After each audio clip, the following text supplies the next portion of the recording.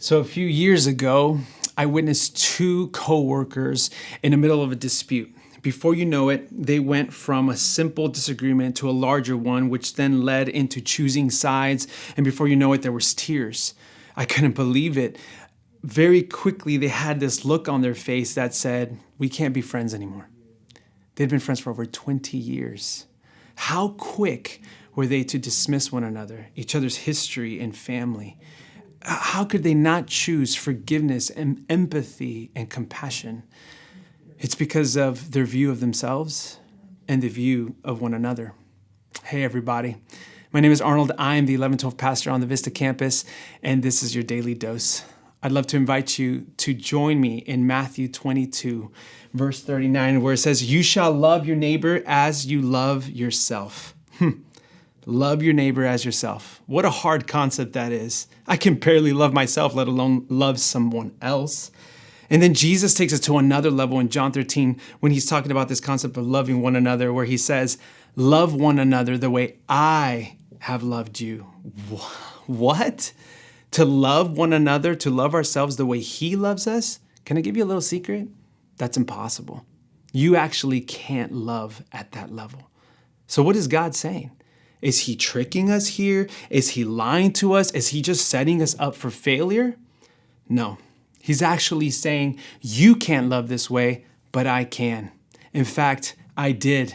Actually, I do. Jesus can call us to this because he knows he has finished the work. He is the one who loves you perfectly. He's the one who loves your neighbor perfectly. And now he invites us to partake in that with him.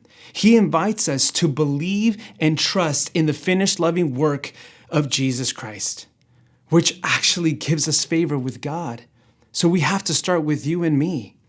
Do you believe and trust in whom's you are?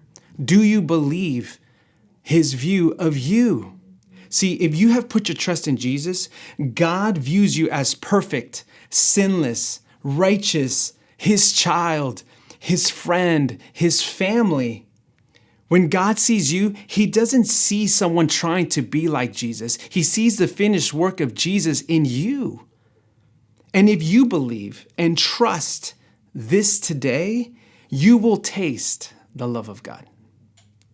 Which if we truly trust that and believe in it, then we can then trust and believe that the Holy Spirit in us will cause the overflow of grace, of mercy, compassion, and forgiveness toward others.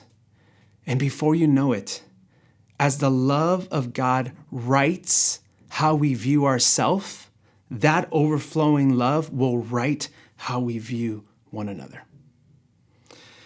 See, Jesus doesn't need you to love your neighbor. He already does that perfectly. But he invites you to take part in that, because out of that, you and I get to experience the goodness of God. Out of that, others get to experience the goodness of God. And actually, the world gets to experience the goodness of God. What a blessing that is. That would have made a huge difference if we viewed that way in the story of my coworkers. I'll leave you with this.